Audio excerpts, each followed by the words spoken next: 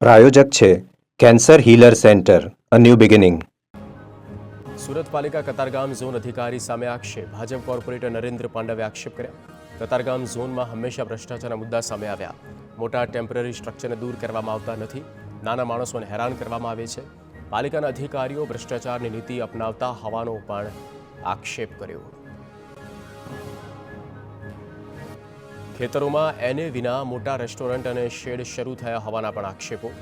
Corporator Narendra પાંડવે કહ્યું કે તમામ ગેરકાયદે હોવા છતાં પગલાં લેવાતા નથી.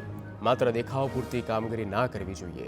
2 દિવસ પહેલા સંકલન બેઠકમાં ધારાસભ્યએ પણ આ જ મુદ્દે રજૂઆત કરી હતી. આરટીઆઈના દુરુપયોગ મુદ્દે સુરત પૂર્વના ધારાસભ્યનો મુખ્યપ્રધાને પત્ર.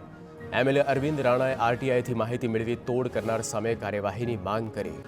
આરટીઆઈની માહિતીનો દુરુપયોગ કરતા હોવાની પણ રજૂઆત કરતા કહ્યું કે આ મિલકતો બાંધકામ રિપેરિંગની માહિતી મેળવીને હેરાન કરવામાં આવ્યા.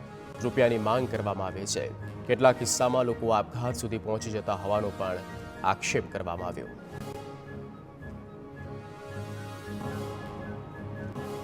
પૂર્વ ધારાસભ્ય અને ભાજપના નેતા મહેશ વસાવાનો યુસીસી કમિટી મુદ્દે સીએમને પત્ર. એસસી, એસટી, ઓબીસી અને અન્ય પછાત સમાજની પેટા સમિતિ રચવાની માંગ કરી. અભિપ્રાય મંગાવી 45ના બદલે 60 દિવસમાં રિપોર્ટ મેળવવાની પણ માંગ. યુસીસીથી આદિવાસીઓના અધિકારો ખતમ કરવાનું ષડયંત્ર ગણાવ્યું. લોકો સમજી શકે તે માટે ઉત્તરાખંડ સરકારનો યુસીસીનો મુસદ્દો જાહેર કરવા માંગ કરી.